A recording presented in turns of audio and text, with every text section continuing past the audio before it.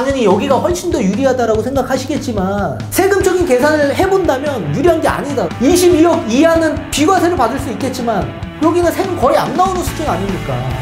이게 형평성에 맞다라고 생각하십니까? 공시가격 11억, 11억이 초과되면 세금 이렇게 와장창 나올 수 있다. 네, 안녕하세요. 반갑습니다. 이경민의 부동산 하이킥의 이경민입니다. 자, 저번 시간에 이어 오늘도 민주당 종부세 법안에 대해서 샅샅이 알려드리는 시간을 가져보도록 하겠습니다. 자, 종종 저한테 이렇게 말씀하시는 분들도 계십니다. 이 법안이 아직 법률로 개정도 안 되어 있는 상황이고 이게 통과될지 안 될지도 모르는 상황인데 미리 머리 아프게 알 필요가 있습니까? 라고 말씀하시는 분들도 계시겠지만 본인이 투자자라면 반드시 알아놓으셔야 됩니다. 자, 투자에 임하시려고 하시는 분들 또는 투자자, 다주택자라고 한다면 이 종부세라는 세금적인 부분에 굉장히 예민할 수밖에 없고 그리고 민감할 수밖에 없을 겁니다. 그래야지만 우리는 선대응이 가능하고 따라서 거기에 여러 가지 전략적 수정이 가능함으로써 대비를 할 수 있기 때문에 여러분들에게 계속 알려드리고 있는 겁니다. 자, 일례로 다주택자인데 현행 기준에서 종부세가 나오는 구조입니다. 그래서 종부세에 대한 부담이 있어서 다주택 한시적 유예 기간에 매도를 생각하고 있거나 매도를 하신 분이 계신다라고 가정을 해본다면 향후 나중에 민주당 법안이 바뀌어서 이게 공포시행이 돼서 지금 법안이 바뀐 상황에서 종부세가 안 나오는 구조로 바뀌게 된다면 굳이 매도를 할 필요가 없었는데도 불구하고 매도를 한 거 아닙니까? 그럼 얼마만큼 이 재산상의 손실이 발생이 된 겁니까? 그 책임은 본인한테 있는 겁니다. 본인한테. 따라서 반드시 우리는 이 정책적 기조가 어떻게 변화되는지 그리고 세금 체계가 어떻게 변화될 건지를 알아놔야지만 전략적 수정이 가능하기 때문에 여러분들 꼭 아셔야 됩니다. 그래서 오늘도 마찬가지 준비를 해봤고요. 자, 오늘도 여러분들이 질문사항을 굉장히 많이 주셨는데 자, 현재 공동명의 1주택자 같은 경우에는 각각 6억씩 공제가 돼서 비과세 기준 합산 12억까지 받을 수가 있습니다. 근데 민주당 법안으로 만약에 바뀌게 된다라고 한다면 공동명의 2주택자 같은 경우에는 각각 11억, 11억씩 비과세를 받을 수 있기 때문에 합산 22억까지 비과세 받기 때문에 이게 훨씬 더 유리한 거 아니냐.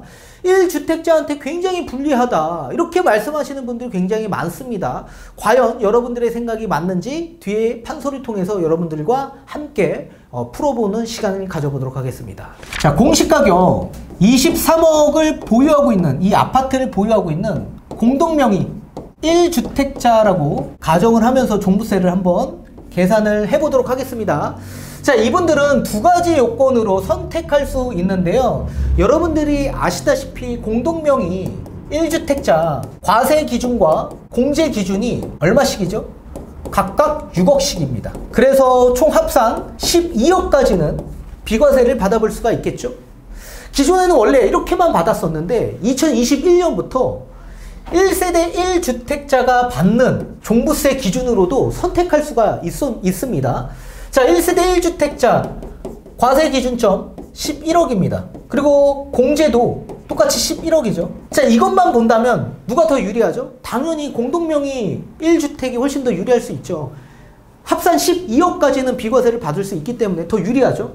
근데 다만 1세대 1주택자의 특례는 뭐냐면 플러스 60세 이상 되면서 5년 이상 주택을 보유하신다면 최대 80%까지는 세액공제를 받아볼 수 있는 혜택이 있다. 그래서 장기 보유, 오랫동안 보유하면 보유할수록 혜택이 크고요. 최대 15년 이상 보유하면 혜택이 굉장히 큽니다. 그리고 고령자 공제로서 60세가 넘어가면 혜택을 받고 최대 70세 이상까지 되면 합산 70세 이상, 15년 이상 보유하면 80%까지 받아볼 수가 있는 거다. 그래서 부부 중에 납세 의무자는 뭐 선택을 서로가 할 수가 있는 겁니다. 그러니까 연령이 많으신 배우자가 있다면 그 연령이 많은 배우자가 납세 의무자로서 이렇게 1세대 1주택으로 선택을 하게 될 경우에 공제를 크게 받을 수가 있겠죠. 자, 따라서 본인한테 유리한 측면으로 선택을 할 수가 있는 거다. 선택할 수 있는 거다.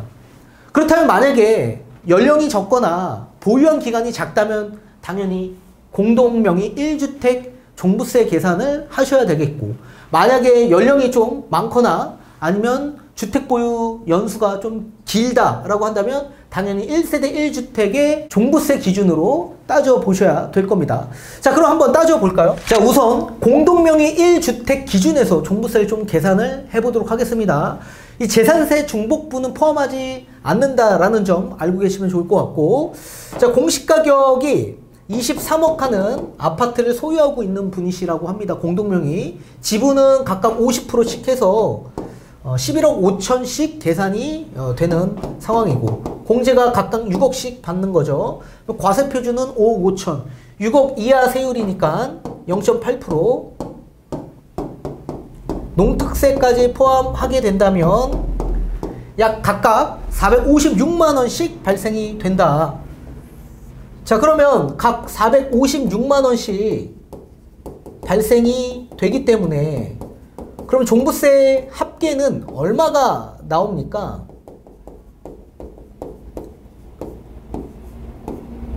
약 912만원이 발생이 된다. 912만원. 굉장히 많이 나오는 겁니까? 이건 뒤에 다시 한번 보도록 하겠습니다. 자, 그렇다면 만약에 또는이죠. 공동명의 1세대 1주택으로 할 경우도 있고, 또는 1세대 1주택 기준에서 적용이 가능할 수도 있다.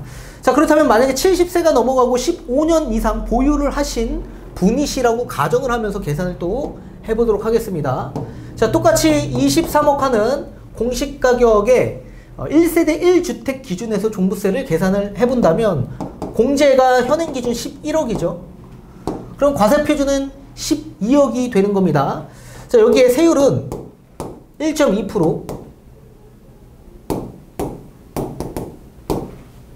자, 여기에 우리 공제, 고령자 공제 플러스 장기보유 공제 최대 80%까지 받을 수 있는 거죠.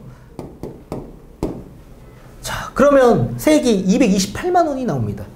여기 농특세까지 포함한다면 약 273만 6천원이 발생이 된다. 자, 그러면 종부세 273만 6천원이 된다.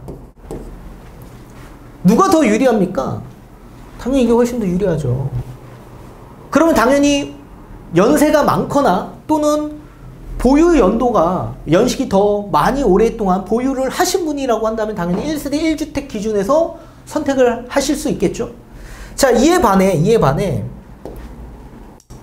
공시가격 11억 5천, 공시가격 11억 5천 하는 공동명의 2주택을 보유하고 있는 분이 계신다라고 합니다. 자, 그렇다면 이분들은 뭐 합산이 당연히 똑같이 왼쪽과 똑같이 23억 하겠죠. 그럼 종부세가 얼마 나올까요? 우선 과세 기준으로 본다면 여기도 각각 11억씩 비과세를 받을 수가 있을 겁니다. 그렇지만 11억이 초과될 경우에 공제액은 각각 6억씩 된다. 그러면 민주당 법안으로 만약에 바뀌게 될 경우에 공동명의 2주택자 같은 경우에는 얼만큼 나오는지 한번 보도록 하겠습니다. 자, 2주택 합산액이 23억인데 당연히 공동명의를 했기 때문에 50%씩 공동명의 했다면 똑같이 11억 5천이겠죠. 자, 근데 11억이 각각 초과됐기 때문에 6억씩 공제가 되는 겁니다. 똑같이 5억 5천에 대한 과세 표준이 나오는데 2주택자이기 때문에 각각 2주택으로 보기 때문에 중과세율이 적용되죠.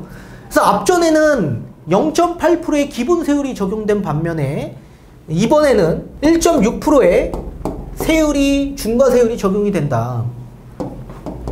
자, 따라서 농특세까지 포함하게 된다면 얼마 나오냐? 약 912만원이 나온다. 912만원.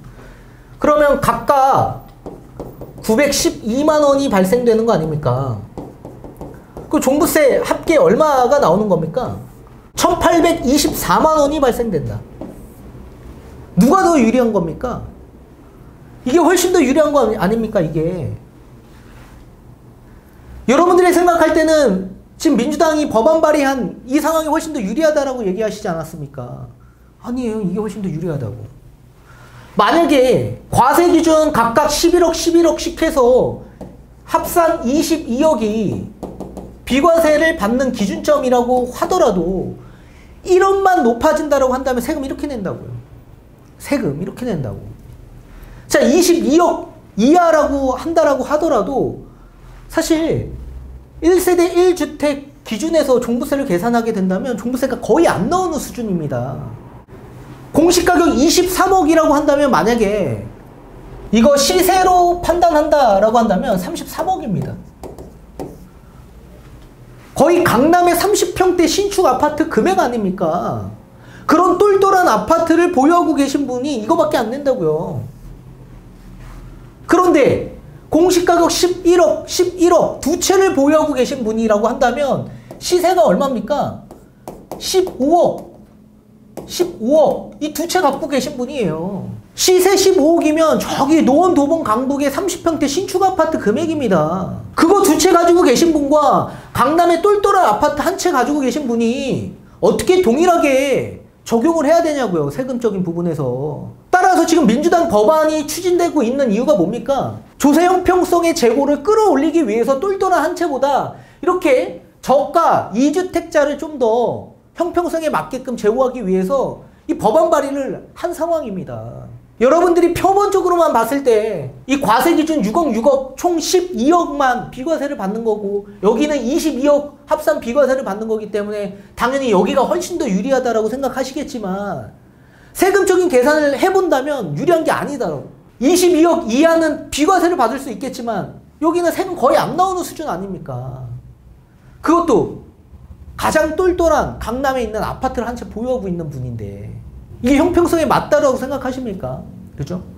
그래서 여러분들 이렇게 법이 이렇게 바뀔 거다라고 생각을 하셔야 되고 다주택자한테 이렇게 과세 기준점을 많이 높여준다라고 해서 유리한 게 아니라는 얘기입니다. 왜요?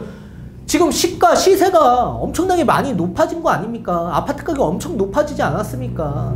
그냥 저가 아파트 두 채만 갖고 있다라고 하더라도 사실 비과세 받는 기준점이 굉장히 낮습니다. 따라서 지금 법안이 이렇게 바뀐다라고 하더라도 사실상 공시가격 11억, 11억이 초과되면 세금 이렇게 와장창 나올 수 있다.